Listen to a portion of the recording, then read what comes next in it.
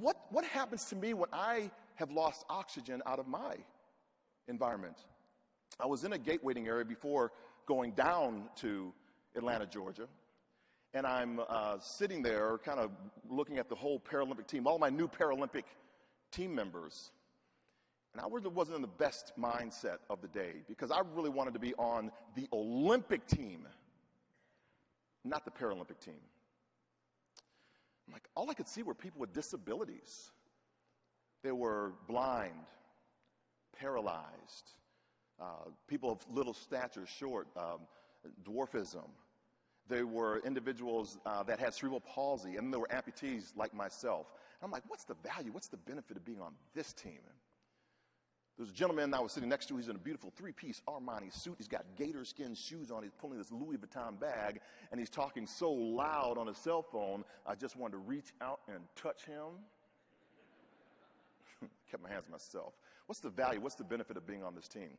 The gate agent, she gets up to the lectern with herself, and she says, ladies and gentlemen, flight number 300 is now ready for passenger boarding. Will everyone who needs a little bit more time and assistance please get up and board the aircraft at this time?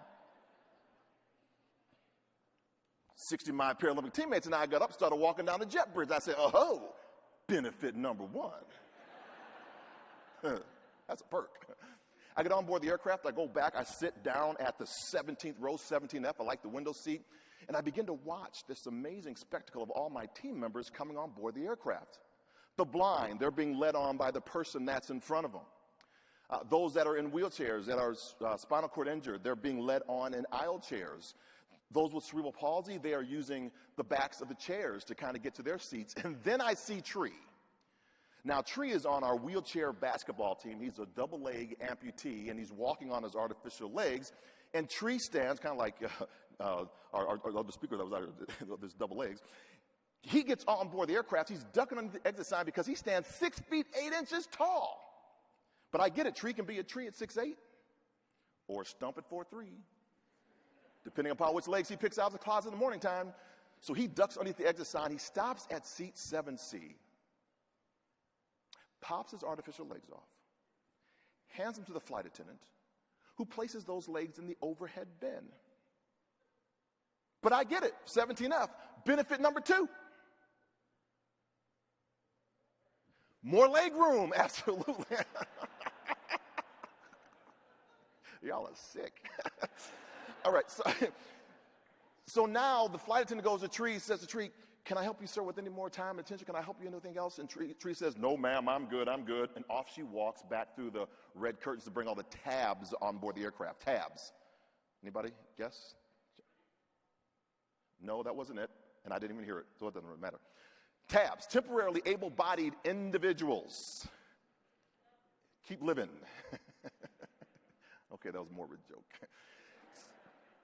She goes out to get all of them on board the aircraft. Tree, now being 4'3", he jumps up into a seat. He takes those long basketball arms, hoists himself up to the overhead bin. He climbs in, lays prone next to his legs, closes the bin door. 17F. I catch out with Amy, my swim teammate. Amy puts her head down, turns beet red, twiddles her thumbs like they have done this 1,000 times before. So I am like on the edge of my seat. Who's going to sit in that 7th row? And we got tabs going to the back of the plane. They're fitting out side to side, window seats, exit seats, all these things all the coveted seats that they'll have on the aircraft. And then we have our winner, Mr. Armani suit. Still pulling that Louis Vuitton bag, still loud on that cell phone, stops at the 7th row, realizes his attaché will not fit underneath the seat back pocket in front of him. So we must go to the overhead bin where our friend Tree has been lying prone for the last 5 minutes.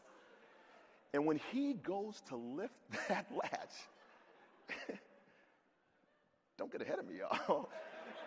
He goes to, boom, out Tree pops, jumps just like you did, ma'am.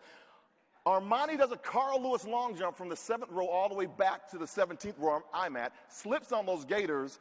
I catch eyes back with Amy. Amy says, oh, that's pretty good, John. Last guy only made it to row number 10. That is a new world record. So Armani, as I'm cracking up, goes back up to the 7th row, where, no joke, Tree has his hand on his chin, his little nubby leg things are crossed. He says, "I'm sorry, sir, but this overhead bin space has been filled." So there I am in 17, I'm cracking up. I've never seen anything like this before in my life. And then it took myself back out to 15 minutes earlier, where I was in the gate waiting area, wanting to be on the Olympic team and not the Paralympic team. It looked like I was going to have a lot more fun on the Paralympic team than I ever was going to have on the Olympic team. But I started understanding and understanding how I was kind of losing oxygen out of my environment.